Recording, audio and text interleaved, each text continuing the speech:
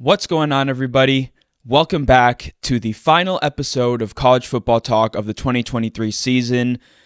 And congratulations to the Michigan Wolverines, the champions of college football in the 2023 season. It was a final chapter of an exciting, exhilarating, and at times controversial season for the Michigan Wolverines, but they come out on top of the college football world with a 34-13 victory over the Washington Huskies. Before I get into how they won that national championship, though, if you go on to enjoy this video, please feel free to leave a like, consider subscribing to the channel, and turn on those post notifications so you're always up to date whenever I post. But let's dive into this recap. So it's the final chapter of the 2023 season for both of these teams and for all of college football. And the national championship, the way that it started was Donovan Edwards with a couple of big runs of 41 and 46 yards, both going for touchdowns. Those were his first two rushing attempts of the game, and they both go for 6 and 40-plus yards.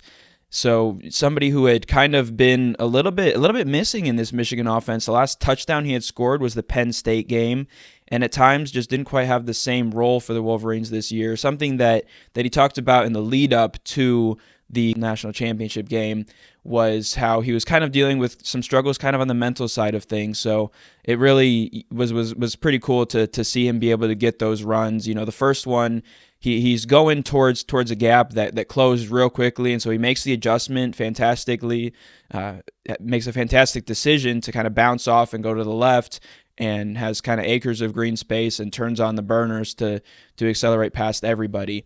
And between both of those, Michigan got a red zone stop. Washington was driving, but they're able to kind of buckle down inside the red zone. That was kind of a theme really throughout the season. I think Michigan, if not statistically, at least in terms of how they played, were probably the top defense in the red zone all season. And so they get a stop there and force a field goal. So after the Edwards runs and the Washington field goal, it's 14-13 late in the first quarter. And then Michigan, they get another field goal after Blake Corum goes off for a 60-yard run. And then Washington's driving, but penalties kind of stall their drive, and this was also kind of a theme throughout the night. Washington didn't end up, but by the end of the game, the penalty yardage did start to get up there, but throughout the game, they weren't getting a ton of penalty yardage, but it seemed to often be false starts or maybe a hold that would kind of stall their drives. And, I mean, I imagine part of that, actually maybe even a large part, was that NRG Stadium in Houston was definitely a very pro-Michigan crowd, and so that noise that was in there certainly seemed to affect the Washington offensive line that was the best in college football throughout the season. They were the Joe Moore Award winners, but in this game they had their struggles at times. So, however, they did have a really good opportunity, and this is one play where I think the game really stayed in Michigan's control just enough. I know at halftime it was only a 7-point game, but this moment right here is one where things could have certainly swung in the other direction. So it's 4th and 7, kind of right at midfield or right around midfield, and Michael Penix Jr. drops back. I think he might have had a little bit of pressure, but he was pretty much clean on this play, and he has Rome Odunze. I always struggle with that one. He has Rome Odunze open and it kind of throws it over his head. Odunze tries to make the adjustment, but honestly, kind of overshot him by a pretty fair margin. That seemed to kind of be an issue throughout the night for Penix. The Heisman runner-up, the Maxwell Award winner, certainly did not have his best football game. A lot of that is due, I'm sure, to the Michigan defense. He still played well. He made some big throws at times, but this was one of the moments where things easily could have shifted. And I think it was really a big break for the Wolverines where they were able to hold on to the 17-3 lead. And then both teams kind of throughout the rest of the first half, and really it kind of continued into the third quarter, just exchanged defensive stops. Dominique Hampton and Edufwan Ulo-Foshio have a couple of pass breakups for the Washington defense, and then Kenneth Grant had a sack where he just completely overpowered Washington's left guard to get the sack and get home to Penix and stop that drive from getting anywhere as well. But Washington finally gets their offense going. They finally get into a little bit of a groove after a 4th and 3 stop of the Michigan offense at the 39. And it was kind of set up by a couple of catches by Jack Westover and Odunze. and then Jalen McMillan was the one who got the touchdown. And on the touchdown play, Odunze kind of drew double coverage, got a hold from Will Johnson that Michael Penix Jr. actually pointed out during the play, and McMillan was kind of freed up over the middle of the field. McMillan was kind of, I think, in the slot or maybe all the way on the outside on the left side of the field, and Odunze was on the right side. And so kind of that space opened up when two defenders go to the right side to cover Odunze. But at halftime, 17-13, it looks like a good classic defensive battle, and it remained that way for the most part. The final score, I think, indicates how well Michigan played in the game, but it doesn't really indicate how close it was up until really midway through the fourth quarter. But in that third quarter, it was really a defensive slugfest, and that was kind of the tone was set by the very first play. Mason Graham, who was the defensive MVP of the Rose Bowl win over Alabama, has some pressure, gets a hit on Penix, and the pass is a little bit offline, obviously, because of the hit, and Will Johnson is there to intercept it right on the sideline. A really great play, and was able to keep his hands underneath the ball and get an interception. So still, Washington does a pretty good job defensively. A couple of false starts this time actually stalled Michigan's drive, and they punched through a 38-yard field goal to go up 20-10. Then on the Washington drive, a big play by a player who's had some catches here and there. I think he's probably 5th or 6th on the team in terms of yardage. Devin Culp goes 15 yards with a reception, and then a personal foul penalty, I think by Makari Page, who otherwise had a really good game on this play, adds on 15 more. However, Grant makes another good play, a pass deflection. I think it was on third down or at some point to kind of stall out the Washington momentum, and the Huskies are held to a field goal to make it 20-13. And then again, the defenses played well. I think there was one period in the game where there were 6 straight punts, 3 for each team. And finally, both teams, well, especially Washington, was looking for the big play, actually, because Michigan had gotten theirs. They had the 2 touchdown runs by Edwards and the long 60-yard run by Corum, among a couple of other plays that went for solid yardage. But Washington, up to this point, hadn't had a play that went, I don't think, for more than 15 or 20 yards. And they finally have one that goes to Odunze for 30, 40 yards, but it's called back for a hold. And the hold was Bill LeMonnier, the ESPN rules aficionado, whatever you want to call him, that is on the broadcast, said it sounded to me those guys like a Gene Steratore, those guys aren't Terry McCauley, I think is another one. They're never really sometimes they are. A lot of times they're a little bit, they kind of skirt around the edges of this call, I could see why he would call it here, that sort of thing. And he seemed to agree with the call.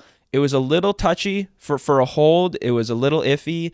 But it ends up calling back the play, and there were a couple of others. I mean, you'll see posts on social media if you follow college football where there's kind of, I saw one where they're calling out pretty clear holds either against Washington players, or I guess where Michigan is holding Washington players that didn't get called in the game. But I think if you dig deep enough, you're going to find those same sort of calls, perhaps that Washington was holding and Michigan did not get called. Maybe the calls favored Michigan a little bit, but I think really when it mattered most, Michigan made the plays that they needed to, and Washington simply couldn't. And a lot of the penalties, too, on Washington were false starts. And I think I noticed especially their right tackle. I think it was Roger Rosengarten. I think he was actually the one who had the hold here. Kind of struggled throughout the night a little bit. Going into the game, he was one of the top tackles in college football, but whether it was the big stage or probably even more likely the Michigan pressure from guys like Graham and Jalen Harrell and others, I think kind of the moment was a little bit, kind of caused some issues for him, because I think he probably had 1 or 2 of the false starts. He has the hold there. And overall, I think really, where it mattered most going into this game, a lot of people will look at the secondary, but I think the pressure is also a key part of Michigan being able to slow down Washington's passing attack, which they did a phenomenal job at really all game. Washington had the one drive, and they had another one going that I'll get to here soon.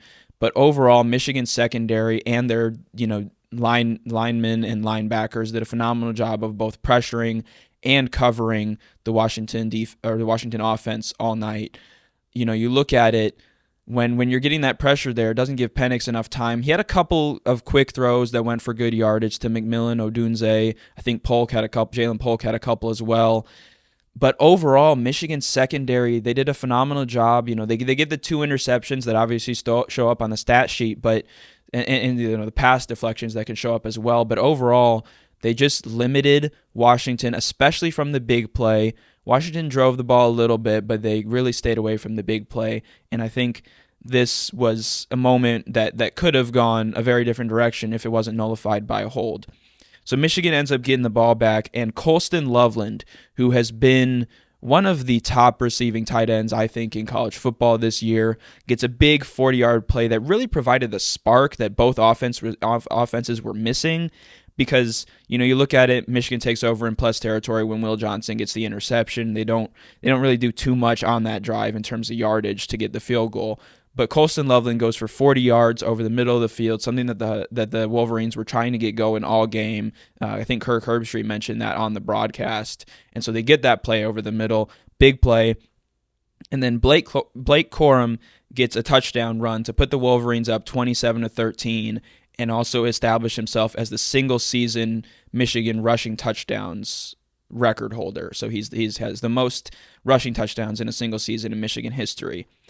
So continuing on, Odunze finally does make a big play that actually stands, and Washington is driving. But again, once they get kind of inside that red zone, or maybe they were just outside the red zone here, they get stalled out, and it ends up being 4th and 13. The first play is, I think it was an incompletion. Will Johnson was called for a hold, and there was also, or Will Johnson was called for pass interference, and there was also a hold on the Washington offense.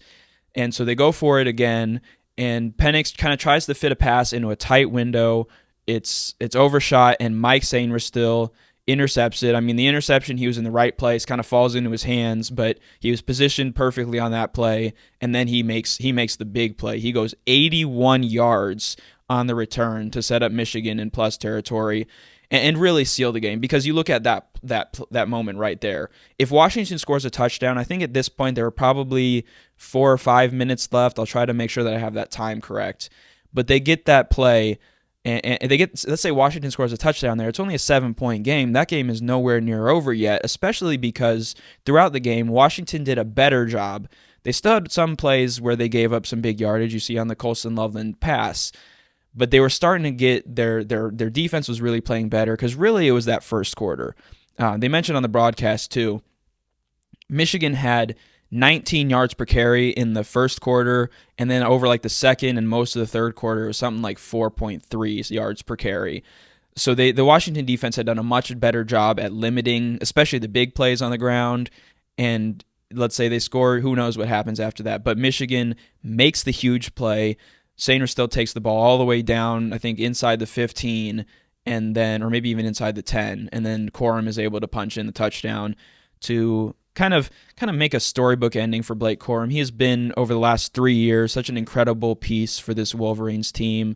In 2021, he had a big touchdown run against the Huskies, and then he has 2 here late to seal the national championship. So just kind of final thoughts and observations on this Michigan team, especially. I guess first of all, for Washington, an incredible season for the Huskies. They finished 14-1, 1 game away from being national champions. What a job by Kalen DeBoer, by Michael Penix at quarterback, by the wide receiver trio of Odunze, McMillan, and Polk. Defense as well. So many guys on this team. Braylon Trice, that's a name that was shut down for Washington, so a phenomenal job by Michigan's offensive line to really limit the Sugar Bowl MVP and one of the top defensive ends in college football.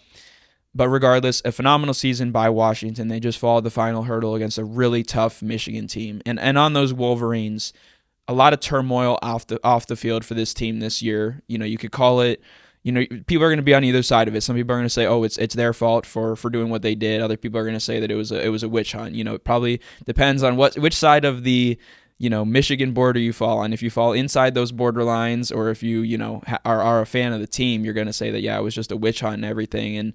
And then if you're pretty much anywhere else, you're probably going to say, "Oh, this team cheated and they don't deserve this." I think they earned it on the field, especially here late in the season, when they won the games out on the field, and I think it's fully deserved.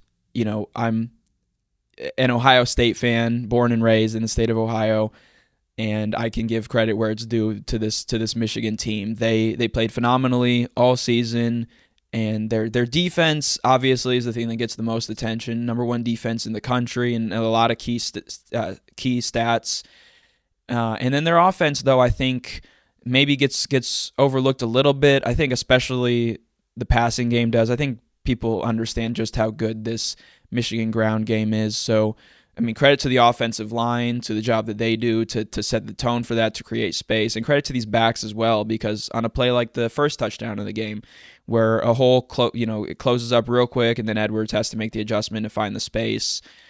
Big game for this Michigan Wolverines team. A big moment, their first national championship since 1997, and definitely something to keep an eye on, though. Will this be the last game that Jim Harbaugh coaches the Wolverines? We'll have to wait and see. In the post-game press conferences and everything, and his appearance on Scott Van Pelt, he seems like he's coming back for spring ball. He even said, they're going to start a little bit later than Valentine's Day, he said, because they love football. But I don't know, some of his answers as well just kind of hinted at maybe that this was kind of the final chapter at Michigan. But either way, the former Michigan quarterback brings a national championship back to his alma mater, the first in 26 years.